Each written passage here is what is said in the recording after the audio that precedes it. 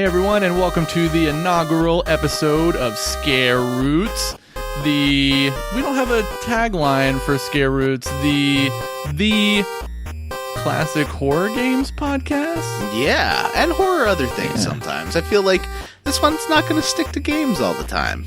Yeah, the classic scary things podcast. I want to say classic retro, but then Vanessa wants to play a non-retro game. Yeah, this is a catch-all for like things that we want to do and talk about that maybe don't fit squarely into RPGs and maybe can be a little spooky or tense. Oh, and we can always talk like a Dracula! In case you haven't noticed, I'm joined by my good friend John Brandon for this episode. Is this a two-hander, Jim? And hopefully every episode. It's a two-hander.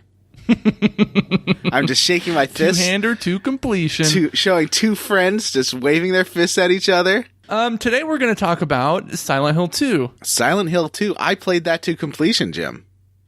I also played this to completion, and I must say I liked it a lot. Have you played this before? Yeah, I played it on the original Xbox, like maybe when I was in like junior high or like early high school. Okay. My history of Have you played it? Was in October 2001. I got it for my roommate for his birthday. I think it was his 30th birthday. And I just have a lot of unnecessary details there. I played it a bit. It was really hard. And then I bought it when I moved up on my own. I bought it again for cheap and couldn't get very far. I got as far as like the end of the apartments when you meet Maria and got to the hospital and she died and spoiler, but she doesn't die. So yeah. Even more spoiler. I don't think I beat it the first time I played it. I think I maybe got to the fight. I got close to the end. I got to the fight with the who's the like guy that's bullied? Eddie. What's that character's name? Eddie. What? Eddie. Eddie. Yes, I got to the boss fight with Eddie, and he kept killing me, and then I just gave up.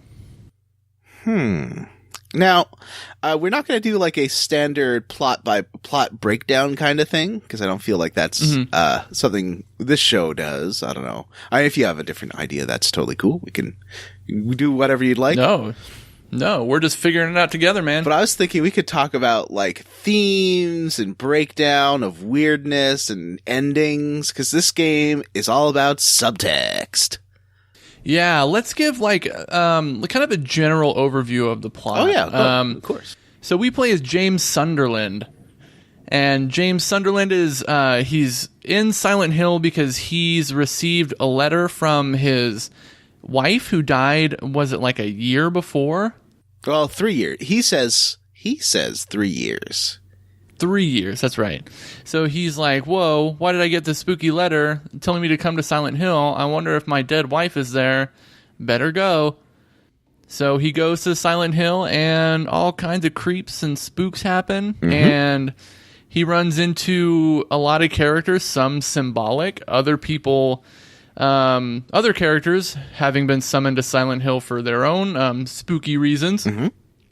And he has to kind of unravel the mystery of this letter and all of this stuff surrounding his wife's death. Now, the first game, Silent Hill 1, was like a gothic adventure with a Cthulhu cult, and it was all about like it had an elaborate backstory, and this game is nothing like that one. Yeah, the first one is it's a spooky game, but it's got kind of a pretty straightforward, like Rosemary's Baby type plot. Yeah. Well, would you call it Rose? I guess was she a devil baby from the start? I thought it had to do with her getting killed. But they use a young girl as a vessel for like a demonic thing. Yeah. But it's definitely got a much more heightened plot with not a lot of subtext. It's all kind of text on there. Although you can still break it down a bit, but it's got a whole lot going on. This game is very different. Yeah, this game's This game's got a lot. It's got a lot happening. In fact, I would say there's more subtext than actual text in this game. Yeah. Can you imagine in 2001, and I can because I was there, playing this and Metal Gear Solid 2? Both Konami games, both released within like a month of each other, and both games that just like completely subvert expectations based on what the first game was like. Yeah, this game it's hard to overstate how different it was than the first one. The mechanics are very similar. Yep. But from a plot standpoint, this one is almost surreal and dreamlike in the way it presents certain locations and stuff about the plot. Especially anything that deals with, is it Angela? Yeah. Anytime she's there, it turns into a lot of weirdness. And anytime really you're interacting with other characters, because they aren't really talking to you. They're kind of talking at you. They're going through their own thing. They are definitely not really... They're not always aware that James is there, except for Laura. Laura is the only character who is... She is involved in his story. She knows more about what's going on than he does, but she's the worst. Yeah, she's also the only character who's like experiencing Silent Hill as like not a total nightmare. I thought she kind of was. I don't know. I'm very confused as to what she could see. I think she makes a remark towards the end of the game where like she doesn't see the monsters or something like that. Maybe that's implied more than it's stated, but okay, it's definitely there. Because if she doesn't see the monsters and definitely a lot of stuff that happens through the game, like she's super annoying, I think, but justified in the end, kind of as to why she's being so annoying. Yeah, she's also like just a straight up jerk to some of the characters for no reason. Yeah, other than like they wanted like a precocious bully kid. Yeah. So should we just go through the beats of the plot before we start talking about breaking down stuff? Like, yeah, really, I guess like not taking like a quest log, but so James gets to Silent Hill. He, beats a monster. He sees like the streets are empty. He runs into a lady. He's trying to get to this park near the water to see his wife. Has to go through an apartment complex. Meets Pyramid Head, who is this manifestation of stuff that has like this big muscle butcher wearing a metallic pyramid on his head and a giant sword. We'll talk more about him later. At the park, his wife's not there, but this other woman who looks just like his wife is there, Maria. They go through a hospital trying to you go to a bowling alley and meet Eddie and Laura. Then you see Laura running off to a hospital. You go and try and find her. Maria. Yeah, it's worth noting that she's also looking for James's wife, Mary. Yes. And she's there for the same reason that you are. She's got more letters than you, and she keeps like taunting you with them over the game, and that sort of becomes a thing. Maria gets killed by Pyramid Head in the hospital. You go to this historical society, which has a giant tunnel and into some mazes where Maria's there and she's fine. Pyramid Head's there. You get out. Oh, there's a lady you met at a graveyard. She's there and she's real mad about her dad. Eddie's there and you kill him. She's also like obviously suicidal too. Her brother Eddie, that's her brother, right? No, it's not her brother. Is that Laura's brother? No. So he's just another character. So her name is Angela Orozco, and his name is Eddie Dombrowski. Oh, okay. And we'll talk about each character in turn, but you kill Eddie because he's trying to kill you for various reasons. Eddie goes insane. Yeah. Well, goes. Well, he starts out as just like you can tell that because he makes a reference to like he ran away because they were accusing him of a crime. Yeah. And then, but he says like, oh, I didn't kill anyone. And then when you meet him at the end, he's full on like, the only way to stop from being bullied is to murder people. Right. And, you go from there, you go to the hotel where you had your long date. and you find out your wife was in the hospital pretty recently, not 3 years ago, which I thought was like some kind of time shift, but I've been reading a lot of explanations and interpretations of what this means. And at the end of the hospital, you find your wife a tape that shows you murdered her. You killed her by suffocating her. And you fight a manifestation of your wife, and based on your actions in the game, you get a different ending. And that is Silent Hill 2. Yeah, but the game is like stuffed full of like representations of like his grief, or the character Maria that you said gets killed by Pyramid Head and then appears later is like a representation of his sexual frustration towards his wife. Like, one, like we should have said he's like, or Maria is his wife's like doppelganger, but a more sexually forward version of his wife. Like, she's wearing a tight top and a tight short skirt and is very like forward with him, like flirty. And she looks just like what's her face from Charlie's Angels, right? You know, the actress, blonde. Are you talking about Cameron Diaz? Yeah. I always got She's Cameron Diaz-esque. Yeah. She reminds me a lot of Cameron Diaz. Although someone I think was saying she looks a lot like Christina Aguilera too. I could see that. The facial animations and the character models and their faces look pretty strange in this game. Yeah, it was amazing for the time. Yeah, I mean, I'm not saying they're bad. They're just like, they're slightly off kilter in like kind of a creepy-ish way. Yeah.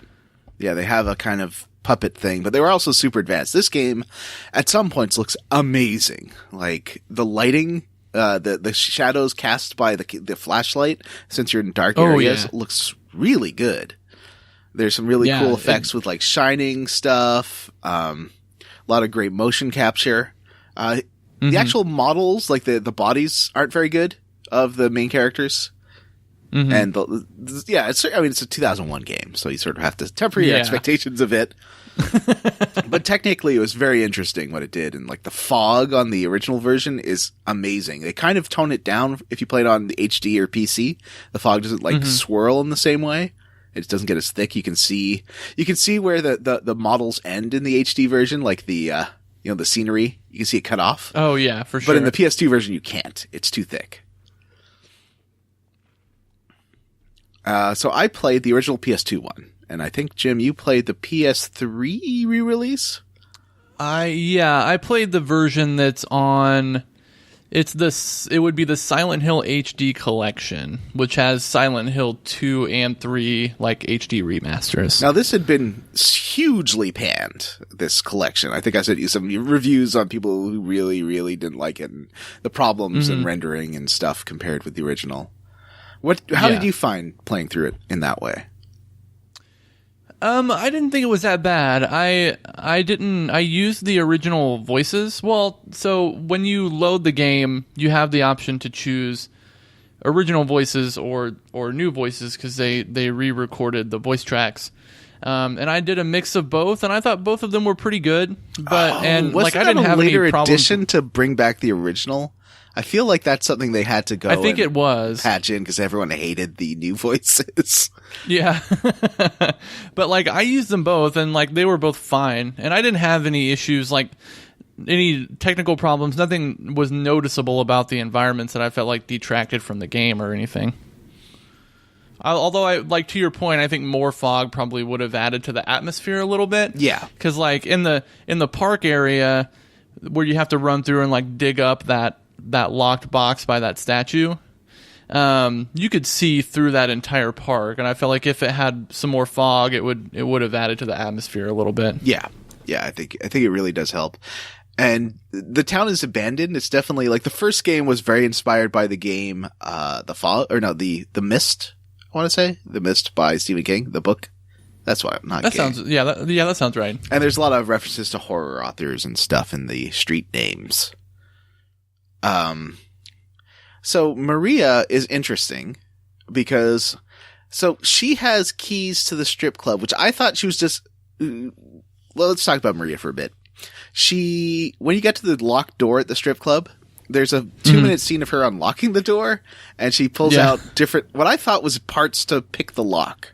That's what I assumed, but according to TV tropes, where I'm getting a lot of my information, she gets 3 keys out of her outfit that are hidden. Interesting. What did you interpret that as? Picking lock or unlocking, or? I thought she pulled out a key. But yeah, that didn't. But like again, that didn't make a whole lot of sense because she's like lost in the town too, and I don't know that it ever really explains why she's there. I mean, we know by the end she's just like she's like symbolic of a part of James's relationship with his wife, but that's never really explained why she's there. And she can obviously see the monsters too because she's afraid of them and wants you to escort her around at one point in the game. But I saw her pull the keys out, and I just didn't know what was going on. Did you get the option, maybe it's unlocked after you finish the game, to play Silent Hill 2 Born in a Wish? I did get the option to do that, but I never played it. Did you play it? No, I watched a playthrough because I was curious about it. I have the original, like, the first release of the game, so I can't, let me show you. Like, this is what I played. Oh, in the old school case, too. Yeah, I played this is the boxed PS2 version. And so I did play it on original hardware. That Born in a Wish is sort of a backstory for Maria. You play as Maria, and it's about a 30-minute chapter. It's very weird. Oh, wow. Where you are... you start out in the nightclub or the strip club, and she has a booth there. So that establishes she works at the strip club, which is why she has. Oh, okay. keys. So she's a resident. Yes, she is a stripper. Oh. And she goes to this mansion where this guy is locked behind a door, and you never see him. And he's stuck in there. His daughter's dead. He's kind of angry about her death, and you sort of bring things to him to remind him. Well, first you don't know about the daughter. You bring things to remind him of his daughter, and he realizes that something has happened to bring you back. He's like, oh, he brought you back. You can come back. And so at the end of the game, by reminding him of his daughter, he's going to try and bring her back the way James brought you back. And so it looks interesting. It's just a tiny little slice of Silent Hill, a little extra bit. Nice. That sounds interesting. And I've got a few questions for you. Yeah. Let's talk about Angela for a while. Yeah, that's some heavy material. It's not fun. Content warning. No. It talks about parental abuse. And parental sexual abuse. Yeah, all sorts. Like, yeah. Oh yeah, I guess, yeah. Because she's a woman, you find her at her mother's grave, right? Mm-hmm. And she's a little bit confused as to where she is and who you are. And she always is. Like, it kind of gets worse as the game goes. Mm-hmm. And, you meet her a few times. Like, you meet her in the apartment building. She's holding a knife, but not to attack you, really. It seems like she's maybe thinking about hurting herself. I love that scene because she's in front of this giant mirror. Yeah, and she's just, like, kind of there with a knife in her hand. Yeah. And you take that away from her. Which that knife is in the inventory for the rest of the game. Yeah. You can't use it. No. And it's one of those things where apparently the more you look at it, the more likely it is you'll get the Maria ending. Interesting. I think you also have to check it at least once for the in-water ending as well. Oh, really? Oh, maybe that's it. Mm-hmm. Yeah, maybe it's the more you look at it, the more you get the in-water ending. And another thing that triggers the in-water ending is because there are enemies. I played this game on easy. I probably could have I didn't realize how easy this game is. I played it on easy too, and it's a piece of cake. Yeah, there is literally no problem with the combat. Yeah. I kind of want to play it on normal next time because I feel like that would just sort of give you a sense of what the game's balance is supposed to be like. Yeah. I would like to play this game again, even though I do find the dungeons are kind of tedious. Yeah, it's a little too mazy for me. And I will say that it seems like there's a lot of wasted space. And, like, you can go through entire hallways and there's no doors to go through, which... Right. I mean, just adds to the maze element, but it ends up being very tedious and frustrating. And I went through every damn door in that game, so that's why I had, like, hundreds of bullets by the end. Yeah. And Maria, you encounter again a couple more times. First the next time the major scene you see her in is in the prison, which is basically the Historical Society has this hole that you descend into for 5 minutes in a pretty neat scene. Yeah, there's 2 holes, isn't there? There's one hole you jump down. Jumping down over and over again, and yeah, it keeps making you plunge deeper into this darkness you can't see. And at the end of it, you get, like, I remember I was telling Jim, I think I finished the labyrinth. And he's like, oh, did you get the scene with Angela? Like, what? No. It was like the next door was the scene with Angela. And she is in this room that's like, it's sort of a womb, I guess? Yeah, it looks like they're like pulsating vaginas or pistons, though. Like they're urethras like pumping in and out. They're like pulsing in and out of the room. Yeah. It's lined with these cylindrical holes with pistons pulsing in and out on them. It's a really weird room. Mm-hmm. And that's not funny. She basically tells you that she was molested by her dad, and her dad's there, but he becomes like kind of this last enemy you fight. We should talk about the enemies too. But I want to talk about him because he is this guy.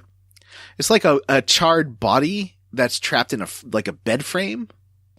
Yeah, it's like, if you ever seen, there's a movie, in the first Nightmare on Elm Street movie, when like Freddy rises out of the bed and it's like, you can see like the sheet of the bed is like latex. Yeah. That he's like trapped under like it looks like a latex film that's attached to a bed that his body's underneath. Yeah. But it's all brown. Yeah, that's a weird character design, and they kind of, I don't know why, in the next location that becomes like an enemy you fight. Yeah, and there's only like 3 of them or 4 of them, at least in the easy version. Yeah. Yeah, I wouldn't know about the harder. And the boss and the enemy are both called the Abstract Daddy. Jeez. Which I think is, I don't know if it's like an official designation from the game designers, but it's like what the enemy is called in all the wikis and whatever. And she seems real mad at you at this point.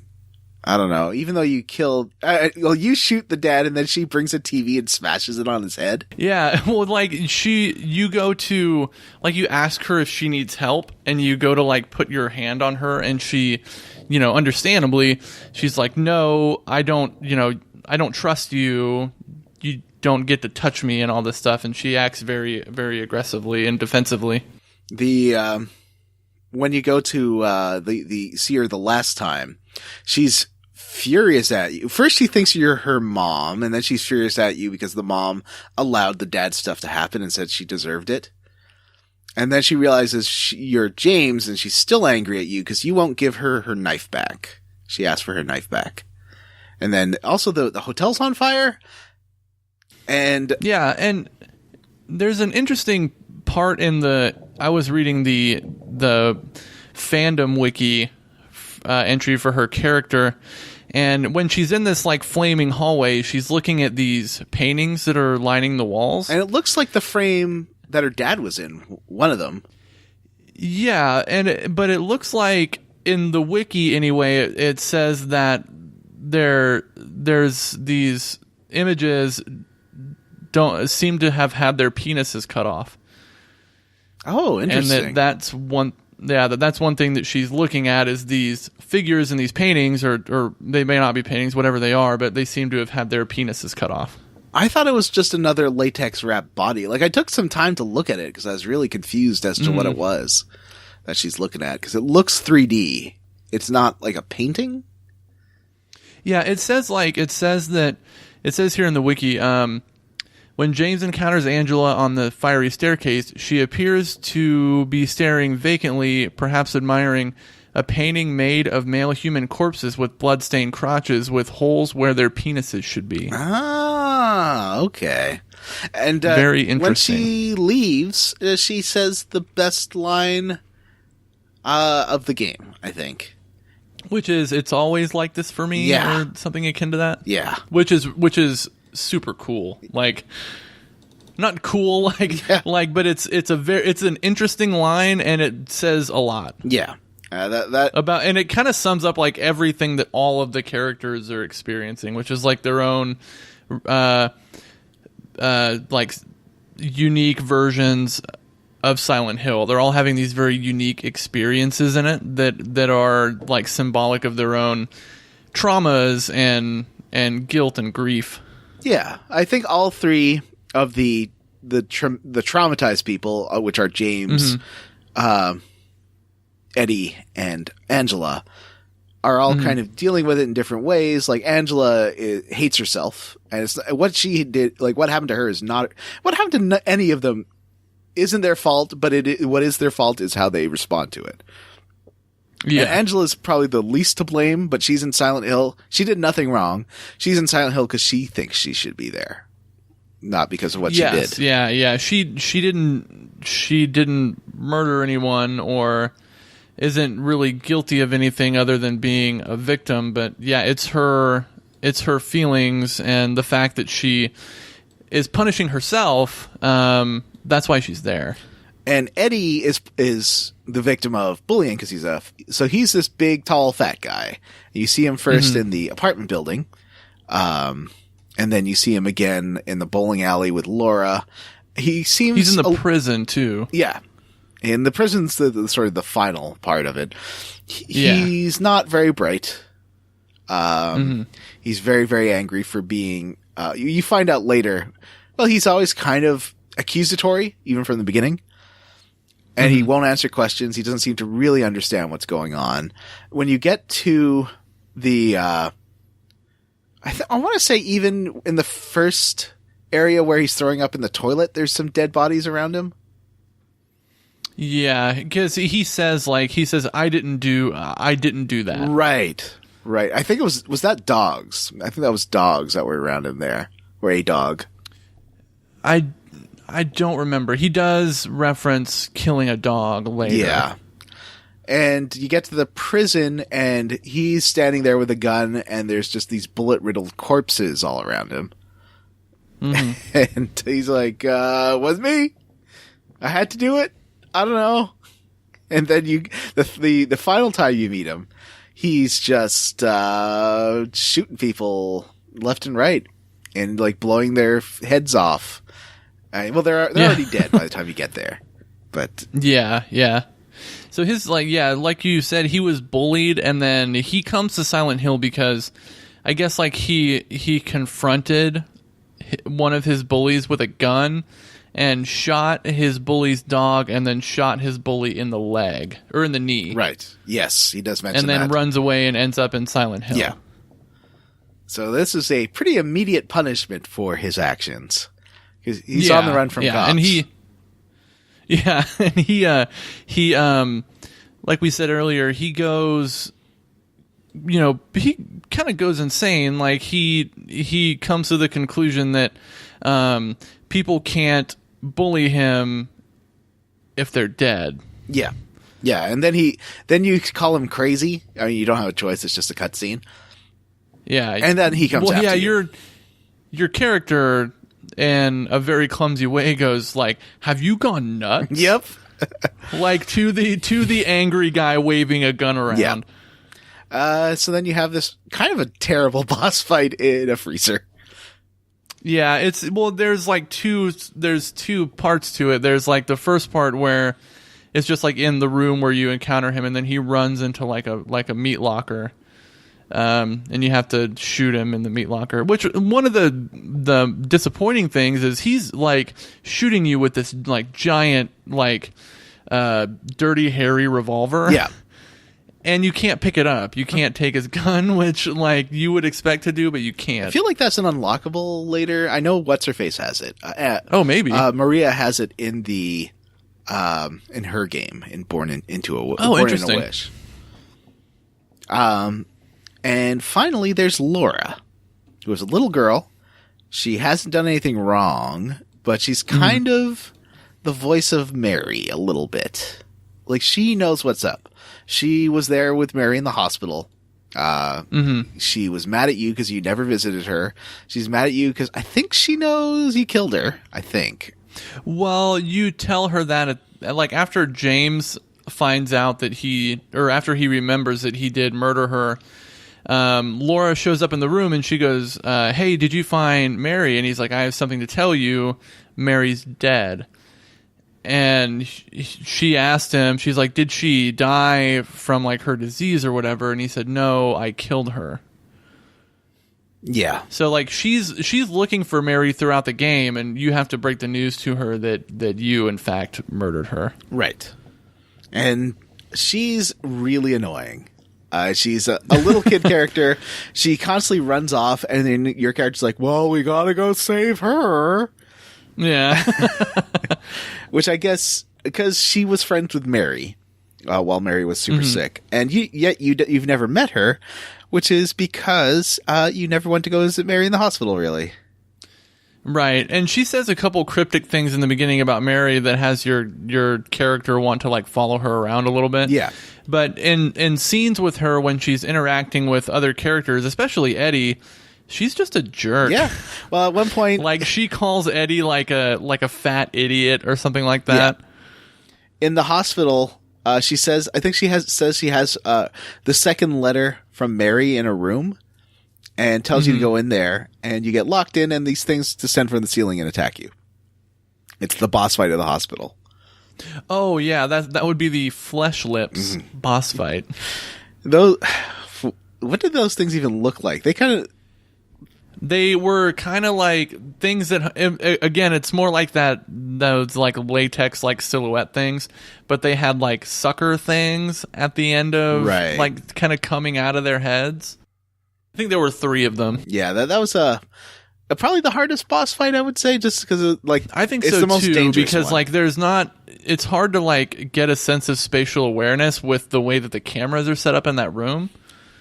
And you can't really see the bosses, like their locations, very well. Now, I think one of the things you'll run into on TV tropes and a lot of sites is people think there's a linear, accurate timeline, and I don't think that's right in this game. Like, I don't think there is this is the official version of events, because I think that it being kind of subjective is a big part of the game, and to say, like, to impose a timeline and actual things that happened on it kind of devalues the narrative. Because people are like, yeah, so this takes place, James killed Mary like a day ago, and she's in the backseat of his car, and that's why he drove to Silent Hill, which is yeah. There's like there are like, you know, people out there who think that she's like in the trunk of his car or something like that. Like he put her body in and then drove her there. Yeah. But I think, to your point, like I think it's from a like a timeline standpoint, it's supposed to be disorienting. I do think that she was not dead 3 years ago. I think the game gives you enough clues to say that that's what James says, but she was obviously alive at least a year ago, because she was, in Laura's letter, she was 8, and Laura is still 8.5. Yeah, and it's implied that like there's nothing official surrounding her death. Like nobody else who knew her. I mean, and it's in the game, it's only James and Laura, but like nobody knows that she's dead. So it seems like he murdered her pretty recently. Yeah. And like she hasn't even been like buried or interred or anything anywhere. Yeah, which is I was not expecting that final twist, is that she's only been dead for a little while. Yeah. Because I'd known years ago that he had killed her. Because you see on that video that he smothers her with a pillow.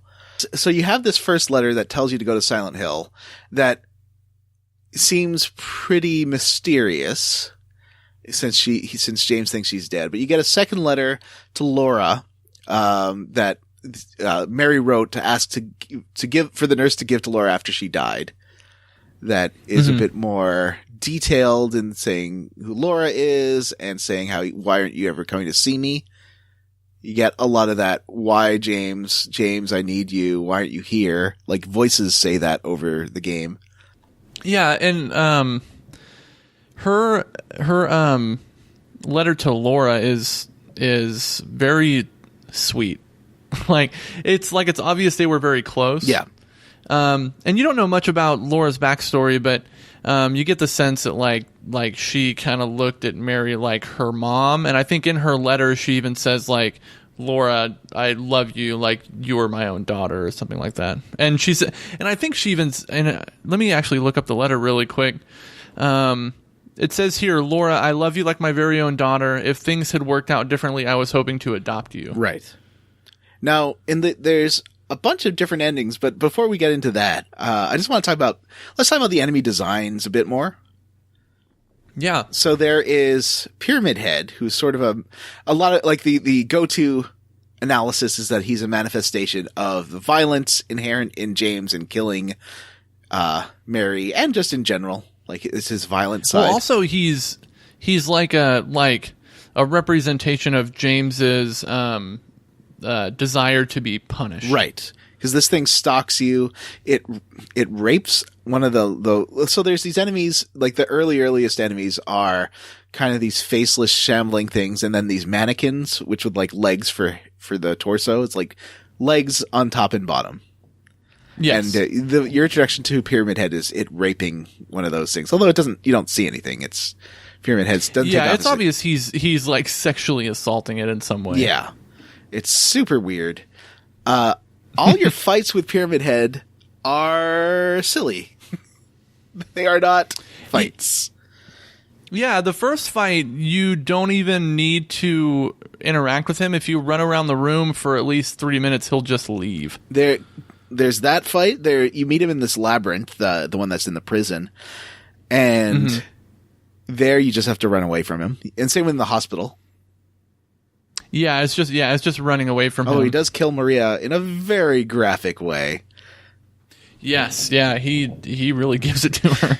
Which I guess is, again, sexual violence. Yeah, and again, like a punishment for James. Right. Because he's waiting for her to get to the elevator and the door's closing on her, but slow enough that you see her get totally killed. Yes. You can actually... In the labyrinth where you meet Pyramid Head again and you just kind of have to run away from him, you can find his sword.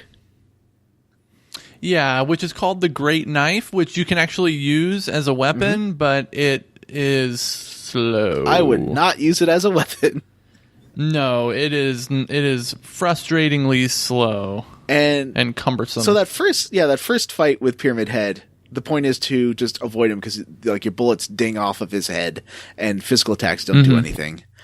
The last fight with Pyramid Head, where there's two Pyramid Heads guarding Mary, you can't kill them. You just have to wait 3 minutes and they stab them. No, I think this one is like 8 or 10 minutes. Is it? Oh, okay. Yeah, if you don't want to shoot at them, it is. You can still you hear the bullets ding off of it, right? Sometimes, but like if you want to speed it up, you can still do enough damage that they'll eventually like fall on their spears. Oh, okay. I shot them. I used all my handgun ammo just to see what would happen, and it just seemed like eventually they decide to just kill each other. Yeah, you have to make sure to like do enough damage to both of them. If you're shooting only one, I think it won't like behave right. Okay. It was an interesting boss fight that kind of circumvents. It just goes around the idea of the bosses are something you need to defeat. This one is nope. You don't really need to defeat them. They will deal with it themselves. Yeah, it's very weird. I liked it quite a bit. A lot of people say the nurses are kind of a physical manifestation of his desire to see women as just for their bodies because they don't really have faces. Mm-hmm. And like they're dressed very scantily for nurses. Yeah. But they walk real They're creepy. kind of like the classic. They're dressed like the classic like porno nurse. Yeah, exactly. And they have this like really creepy marionette walk cycle. That is. Yeah, and in fact, like I thought the nurse enemies were the creepiest enemies For sure. One, because of like you said, the way they move. They're also the by far like the most aggressive. Yeah. There's some recordings you can listen to. Like there's one. Did you go to the reading room and listen to the recording of him and talking with his wife and her being? I think that's where she was kind of making fun of him, right? Yes. What does she say to him? Oh, she just says like you're not even a man, and she's just being real angry at him. Or is that when you're walking down the hallway? I remember listening to it, but I don't remember what was said in it. If James makes his way to the reading room in the alternate hotel, there's a set of headphones on a desk by his window. If he decides to listen to them, the following dialogue is heard. It's James with his doctor. James says, Mary's going to die. Well, you have to be really disaffected to be James. Mary's going to die? You must be joking. And then, this is where you get like a weird vision of the bed floating in the air. Oh, right. And doctor says, I'm very sorry. But you're a doctor. It's your job to heal people. How can you just let her die? Please calm down. As her doctor, I promise I'll do what I can, but there's still no effective treatment for her condition. How long does she have? Afraid I'm not sure. 3 years at most, perhaps 6 months. Impossible to say with certainty. And then there's the hospital conversation.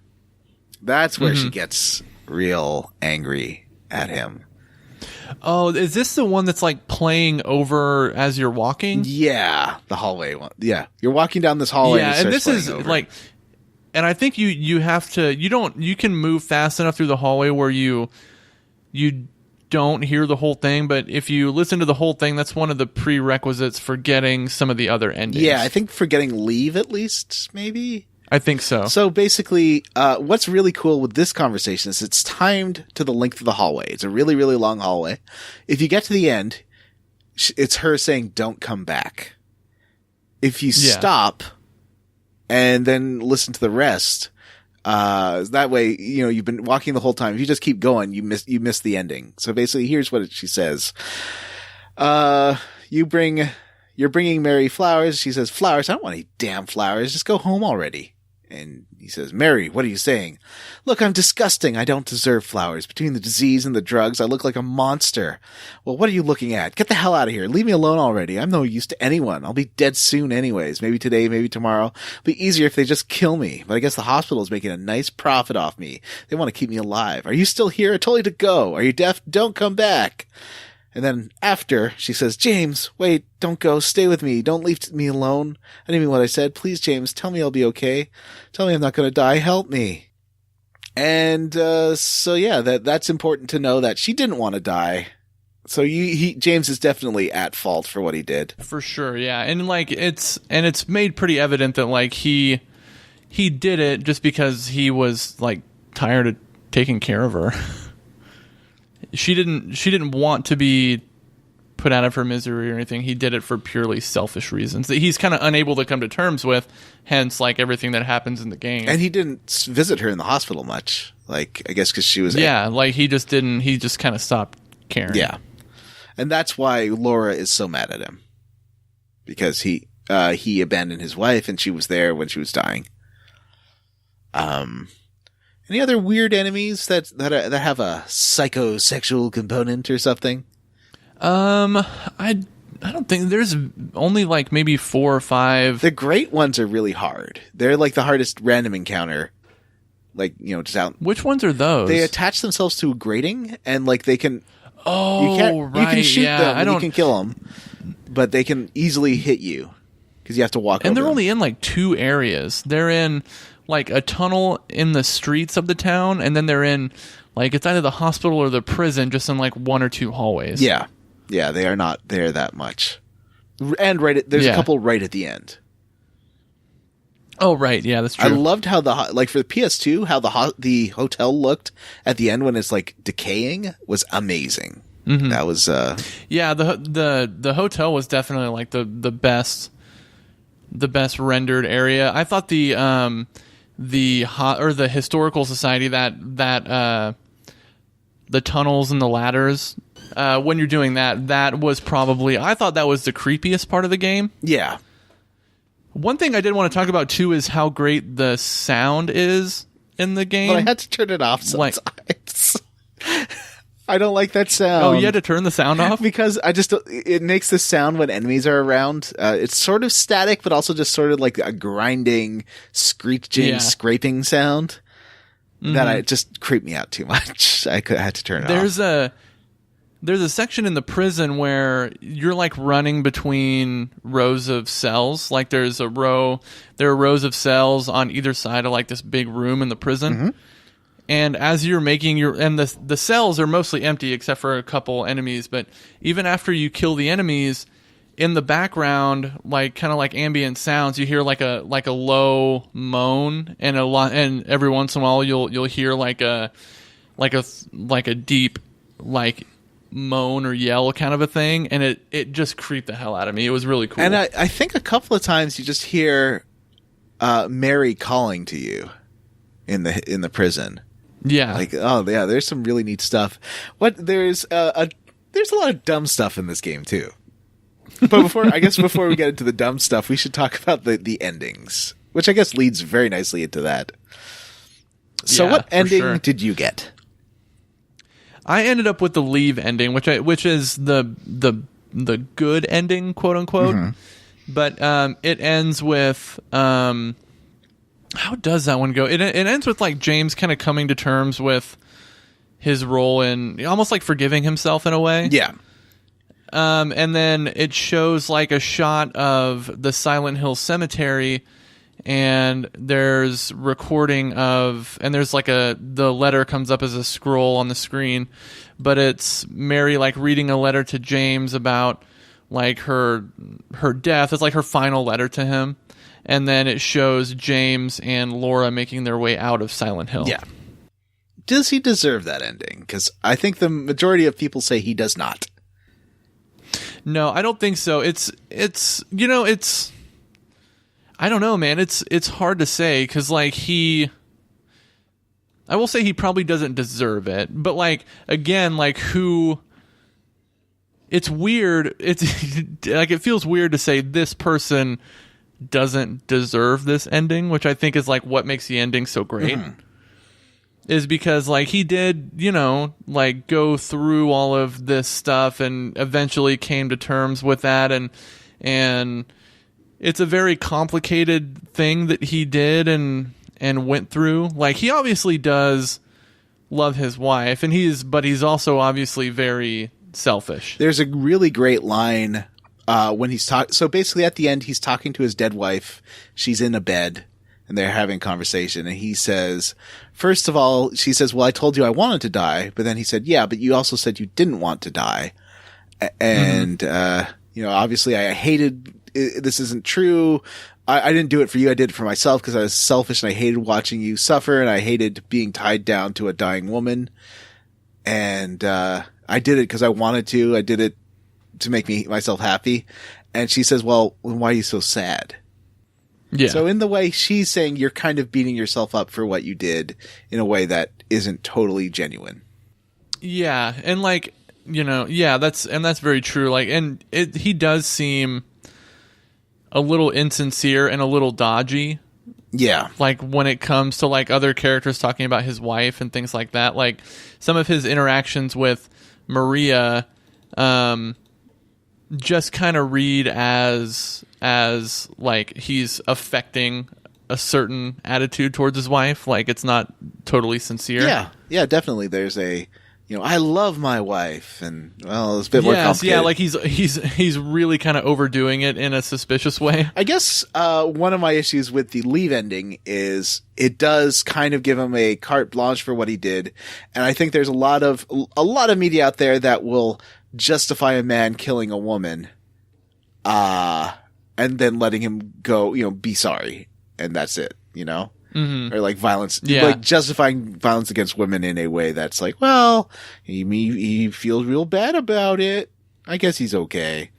Yeah, I think if you take you really have to. There's a lot of cognitive dissonance there because you really have to separate most of the things that happen in the game to like say that he was justified. Like if it was like a genuine like, you know, euthanasia kind of a thing, like you could maybe make the case that like, okay, like he was doing his wife a favor.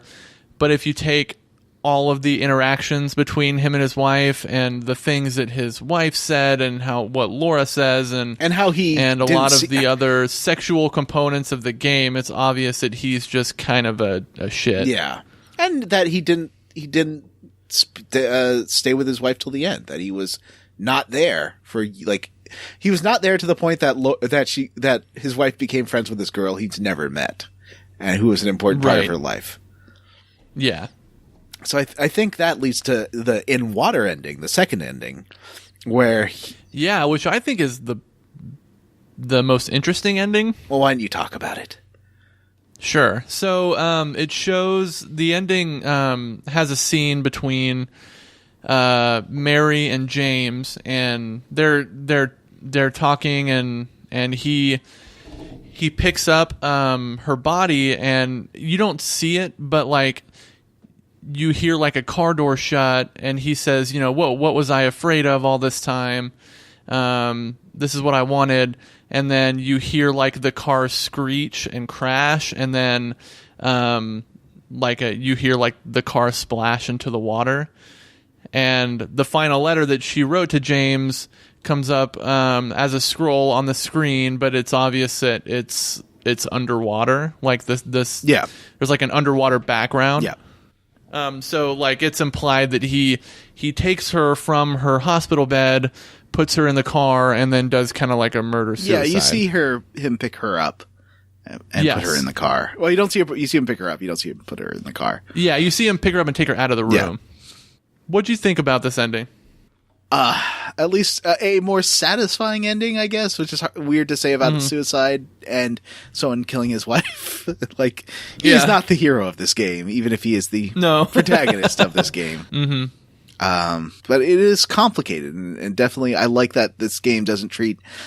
And it is written by a dude, so you definitely have... This is a 2001 dude perspective on it, but I mean, it's still thoughtful. Yeah, and it's the game treats suicide in a very interesting way. Mm-hmm. Like it doesn't like apply like a morality to it, which I thought was really interesting. Like it doesn't seem there's no like value judgment on the idea of suicide in this game. Yeah. Like James tries to steer Angela away from it, but throughout the whole game, that's just like what she wants to do. Right. And the game doesn't like apply a judgment to that. You know what I mean? Yeah. And it doesn't really either for the in water ending. There's no there's nothing at the end of the scroll that says like, you know, you got the bad ending. Yeah. Or whatever. It's just like another ending for the characters, which fits in the, you know, considering the broader themes of the game. Well, definitely in Japan, there's a different, it does, you know, it's not coming from a Judeo-Christian background where suicide is evil. Yeah, that's an interesting consideration that I hadn't thought about until you just said it. But if you think about like the whole story of why that idiot I don't even want to say his name. There's an idiot on YouTube who went to this forest that was for suicide. That's traditionally known as where Japanese men go to hang themselves. And, you know, they just kind of let the bodies stay there. It's a very different cultural feeling for suicide. And so I think that is part of it, maybe. I don't want to, like, I've definitely been trying hard to not speak to stuff I don't know, and this is something I only know from third hand, you know? Yeah, yeah. But it's interesting and definitely something to think about on how that is considered. Let's talk about... Yeah, I mean, you could almost say that the in-water ending is the good ending. I think so, too. But there is a bad ending. There is a bad ending, and that is the Maria ending. Why don't you talk about that one? So in this ending, The game we talked about a little bit before, there's tons of flags that will help you steer you towards one ending or another. Like in water, if you look at the knife a lot, if you don't take care of your health and you're always almost at low, almost dead, you will get the in water ending along with a few other things. The Maria ending is if you are constantly trying to like look at her character model, go into the women's washroom. I think there's a couple of nudie posters you can look at. If you are just kind of being a little sleazy, you will get this ending. And it doesn't tell you that it's kind of monitoring what you're doing in the game, which later Silent Hill games, like I like Shattered Memories, but it takes this and makes it kind of the central gameplay conceit, that it's always watching what you do. Yeah. And it kind of oversells that. In this one, it's very, very, very subtle as to what it's doing. Yeah. And Maria, so basically after the boss fight, and the boss fight, the boss fight is Mary in that bed frame flying around at you, attacking you with tentacles. It's really silly, and she's like shooting bats at you. It feels like a Castlevania game. It does. Not a hard boss fight either, which I like. No. I like that this isn't a difficult game. We'll talk about it at the end. Yeah.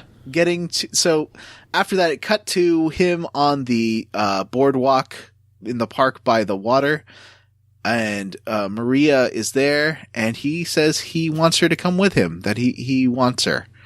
I don't think he says he loves her. I think he says he wants her and wants her to come with him. Yes. And she seems cool with that. And he gets very possessive sounding. And then you get the whole letter spiel as you get a shot of the parking lot. And then you see in very wide shot the two walking through the parking lot, and Maria coughs. And Mary was very sick with a cough the whole time. Had the consumption or whatever killed her. And Maria coughs, and James says in a very dark tone of voice, "You better do something about that cough." Yeah, he sounds really sinister. Yep. The implication is it's all going to happen again. Yeah, that she's going to get sick and he's going to kill her. Yeah. Only this time, maybe a little bit more premeditated. Yeah, and calling it the bad ending feels weird because it's not like you do anything wrong throughout the game. Like, it still fits in with the character. It's just like it's leaning towards like a darker aspect of James's personality, and that he's learned nothing. He hasn't apologized. Yeah, he hasn't. Yeah, nothing changed. Yeah, he knows that she's a demonic construct of the town. Yeah. It's really interesting because like they take the James character, and looking back on the game, he presents himself as like this very concerned husband who's like grieving, but he wants to know what's going on with his wife. But it becomes obvious throughout the game that he's just kind of a gross person. Yeah. Well, is he gross, or is he just kind of a real flawed person? Do you think he's worse than average? I guess most people won't kill their wives.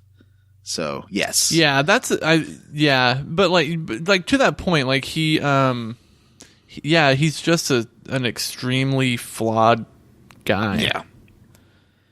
And one like who's unable to come to terms with like how damaged he actually is. Yeah.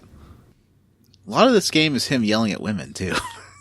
Yeah, that's really true. Well, not yelling. He only interacts with one other male character, and you end up killing that guy. So. Yeah. The ending for Rebirth.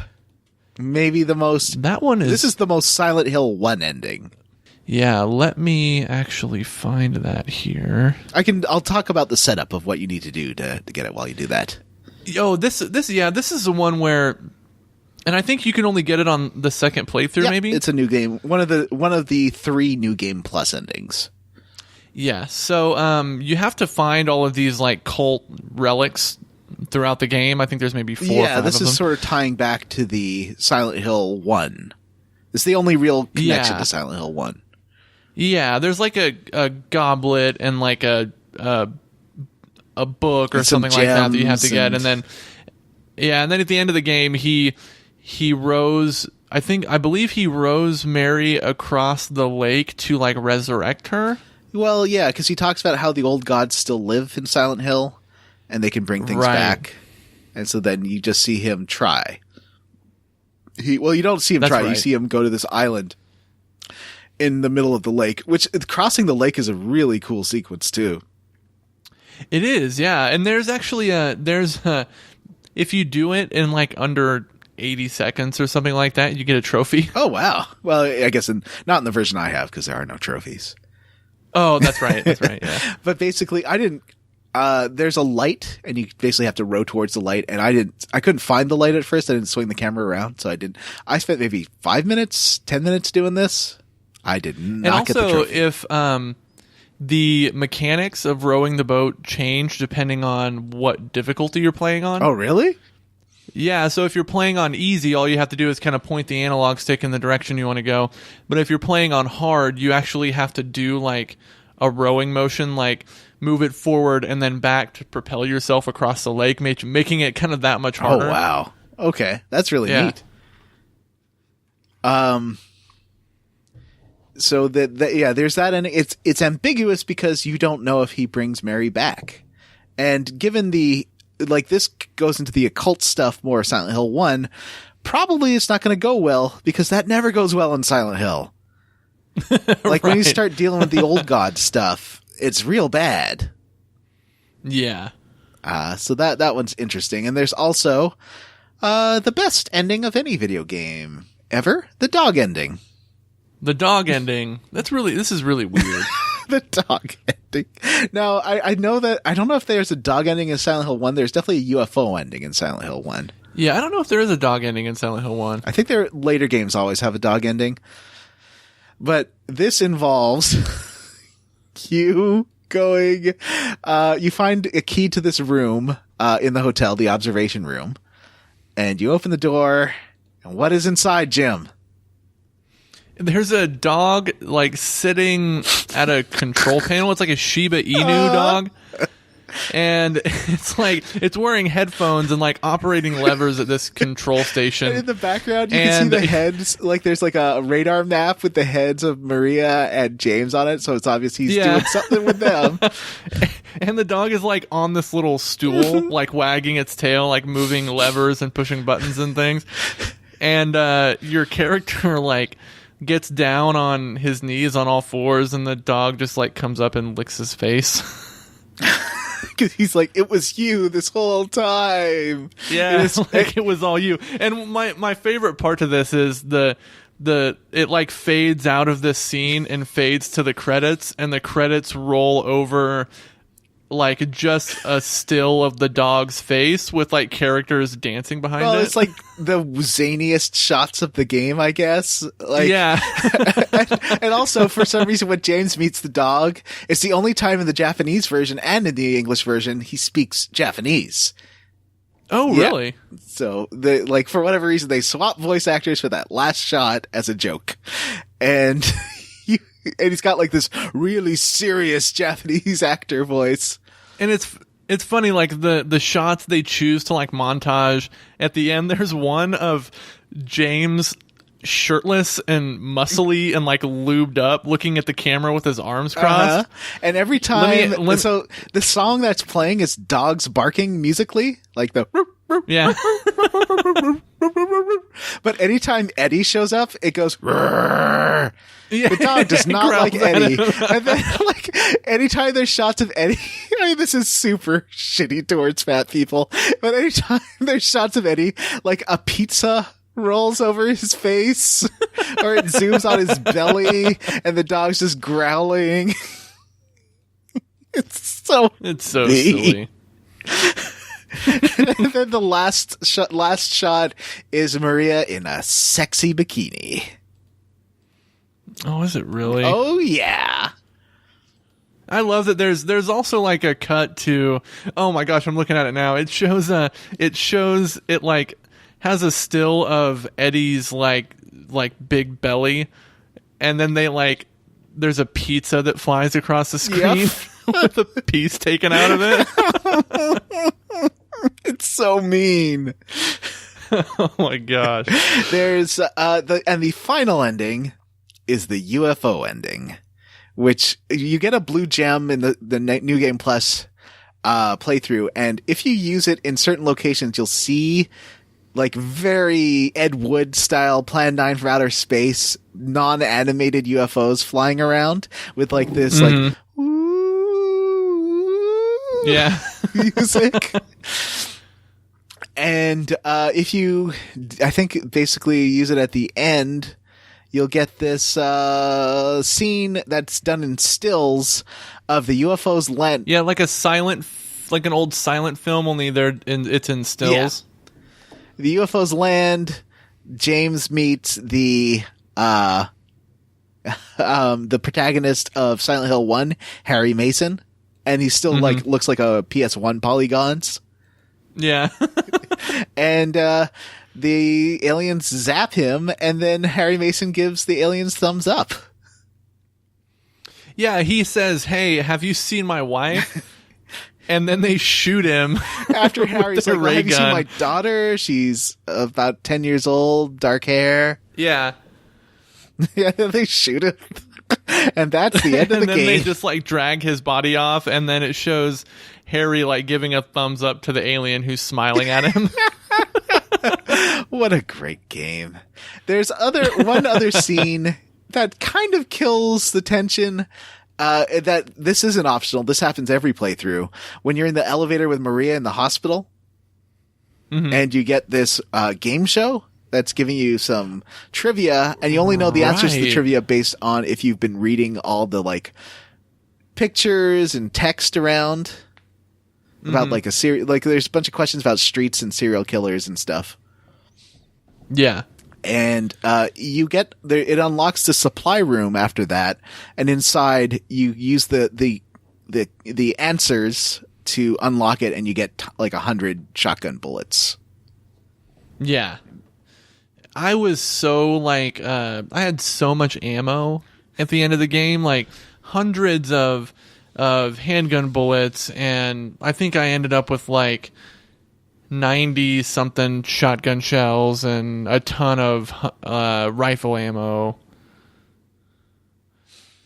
Yeah, well, let's roll into the ending, because I think for me, or the wrap up for this, on whether you like the game, because I think one of the parts of it is the game is super easy, and I don't know if it is on hard, but I feel like it's still, no matter the difficulty level, you still get tons of health and ammo. Like I had dozens, unlike the first Silent Hill where I was always like struggling with health power-ups and stuff. This game's not really about that. Right.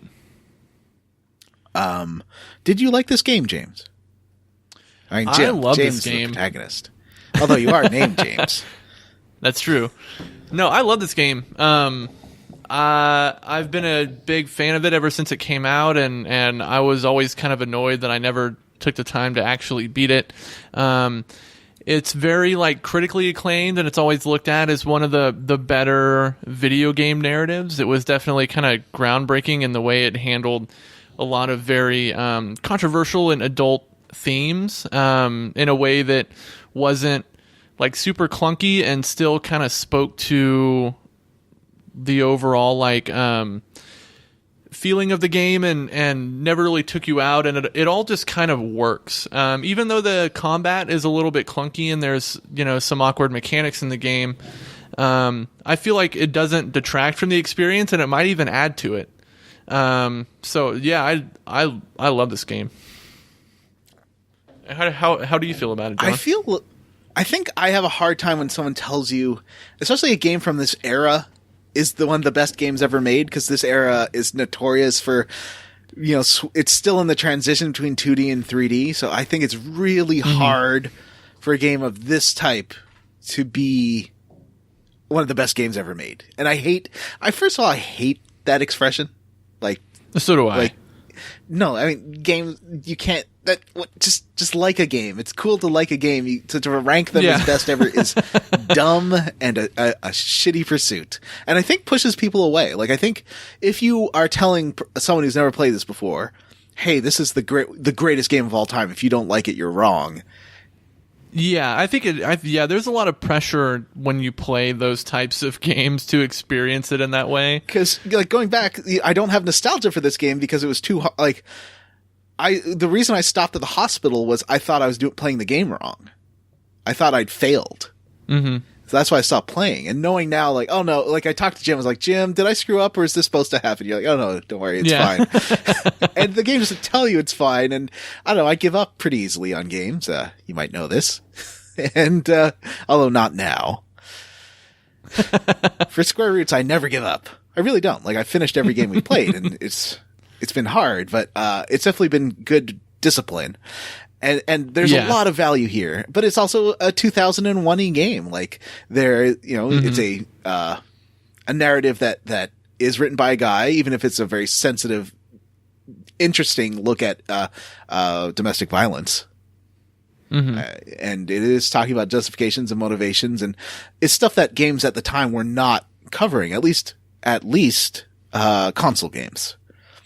Yeah. I think PC games, there is more stuff along these lines that you can find, throughout the text adventures and adventure games and stuff that do kind of delve into this. But this is definitely the first kind of grown-up game for console, like, that really feels grown up. And, like, because this came out at the same time as Grand Theft Auto, which is not. Or 3. Grand Theft Auto 3s. Right. But, like, this and Metal Gear 2... I think are both kind of grown-up games that are... Yeah, this game does... Like, I like how it doesn't tell you how to feel about anything. Yeah. And I think that's probably one of the stronger aspects of its narrative, is that it doesn't like steer you towards any kind of value judgment about any of the characters or their actions. Yeah. It kind of leaves it up to you. Which is it's nice to be treated like an adult by a game narrative. Yeah. And I think, like, both this and Metal Gear Solid 2, I really want to go back and play both now, because I think that they are games that maybe you can't get as a teenager or someone, like I was in my early 20s, that maybe going back and really playing as an adult, you'll have a different perspective on it, you might appreciate it more. Yeah, it definitely takes a certain level of maturity, I think, to process what's going on in the way that the writers probably intended you to experience it. Yeah. I wasn't ready for it at the time, and I was like 22. Yeah, if I would have played and finished this game in high school, I would not have... I don't think I would have understood the depth of the story in the way that I feel like I do now. But I also feel like the playing this game can be a real drag. Like... The hospital, very specifically, the hospital and the apartment complex are too dark, not fun to walk around.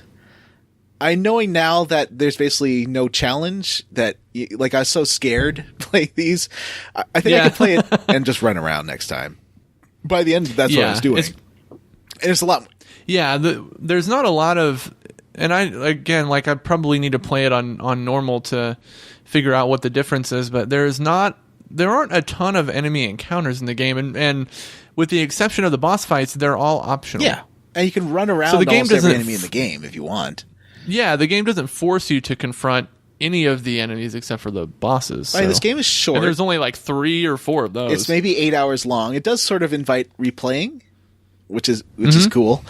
And but yeah, the dungeon, the hospital and the apartment, not only do you have to go through them kind of twice a lot of the time, where it goes like to the Silent Hill version of it, especially the hospital. Oh yeah, the nightmare version. And so you have to do it twice, and I just found for an 8-hour game, it kind of drags during those sections, and those ones age the worst. Yeah. Because there's so limited visibility, and I don't know, I just found it constrictive and just made me feel super claustrophobic.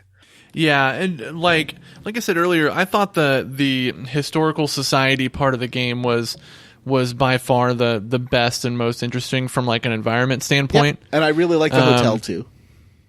Yeah, the hotel's really good. I think for a creep factor, I thought the historical society was the best. Like when you go underground and you're in the labyrinth and you go through the tunnels with the ladders and stuff, and the way that the environments change from like you're in like this tunnel, this like flooded tunnel, where it's like mud and gross, and then you walk through a door and you're in this like wooden hallway. Like transitions like that, like just add a lot to the game, I think, and are disorienting in a good way. So I should say I really do like this game. I think it dragged and was kind of hard to get through, but it gets so much better at the end that I think that's why a lot of people have such positive feelings about it. And I really do think that the last quarter is so good that it's okay to, you just kind of have to slog through the first 3 quarters where it's a little bit clunky. Once the game kind of like tightens up a little bit, like you said, in the last like quarter, it becomes like really fun to play. There's a puzzle in the hospital that I just want to talk about real fast before we go, where there's a box with like 18 locks on it. Yeah, like the whole, it's definitely tedious. You're going on a fetch quest to find all the different things to unlock this thing, and when you finally do open it, it's a box of hair. Yeah, that made me laugh. Some of the puzzles in this game were like the one in the labyrinth where you have to like rotate the head around to move the room. I sort of got where it was going, and I eventually did use like, okay, I think I have to move this like up once and then right twice to get the door on the other side. And I did get it eventually. Yeah, I didn't have enough of a sense of the geography of the room I was in to feel like I could do that in a way that wasn't going to frustrate me. So I just looked it up. Oh, okay. Is there a way to reset the head? Yeah, that was one of the weirder ones. But yeah, good game. Yeah, very, very good game. And should we go ahead and announce what we're going to do for the next installment of Scare Roots? Sure. We're going to play What Remains of Edith Finch. I'm not super excited about this. Yeah, this one looks. I don't really know much about it. I watched the trailer when it was a PS Plus free game last month, which would have been in May, I think. Yeah, right? And I've downloaded it, so I'm going to do it. Yeah, so have I. And Vanessa will be on, so it'll be a 3-hander. Yeah, Vanessa's going to join us. And I mean, I guess I just want to play like old dumb games like Silent Hill and Resident Evil, like let's play the dumbest Resident Evils and Fatal Frames and stuff. But yeah, you know what? It's Vanessa's podcast too. Damn it. Yeah, this seems to be more of like maybe a mystery game than like an out and out horror like Silent Hill 2 was. But I'm excited to play it. I am too. And also, if you want to watch the original Child's Play in the next few weeks, we're going to have something special on that, too. Yeah, we'll be doing that. That is one of my, I don't know if I call it one of my favorite movies, but it's one that I feel a lot of fondness for, just because it's so aggressivly 80s. Mm-hmm. And I was terrified of this, like just the poster and the this standee. Movie scared and the hell out of me as a kid. And I rewatched it a couple months ago, and it's just so 80s and so funny and so campy. This up with like the Leprechaun, like the actual content. This and Leprechaun 1, I think I've mixed them up because the fan. Oh, really? The fan one is Leprechaun, right? The fan one, where someone gets their face smushed into a fan. I think that's Leprechaun. I'm pretty sure that's Leprechaun. I don't remember that happening in Child's Play. Okay. All right. Well. So we got a lot more Scare Roots, and even though this is on our main feed, the reason we can do this series is because of the Patreon. Like, it's helped us just give us a chance to buy equipment to do this and play these old games and do stuff. So I'm really happy, and thank you for the Patreoners for helping branch this podcast out into something bigger and better. Yeah, and we've got, and to your point, John, we've got a lot of other cool content that's released only through the Patreon feed. We do our Square Roots Versus series where we just pick a newer game to play. But at the end of next week, we pick an older game. Or the end of this week, there'll be Hatoful Boyfriend episode will be released. That's right. And we do our Instant Classic series where we'll pick a kind of a newer game and play it and talk about it. And We have like older level ups on there where we just pick a thing and talk about it. And yeah, if you want to check that out, head over to patreon.com/Square Roots Podcast and become a patron and enjoy all that sweet content. Big thanks to One Coin Only for letting us use their cover of the Gremlins theme in chiptune form. Links to their YouTube channel is in the show notes. Yeah, thanks everyone. Thanks for listening to the inaugural episode of Scare Roots. We will see you guys later on the main feed and for What Remains of Edith Finch on our next installment. All right. Thanks everyone. All right. Bye. See ya. Bye.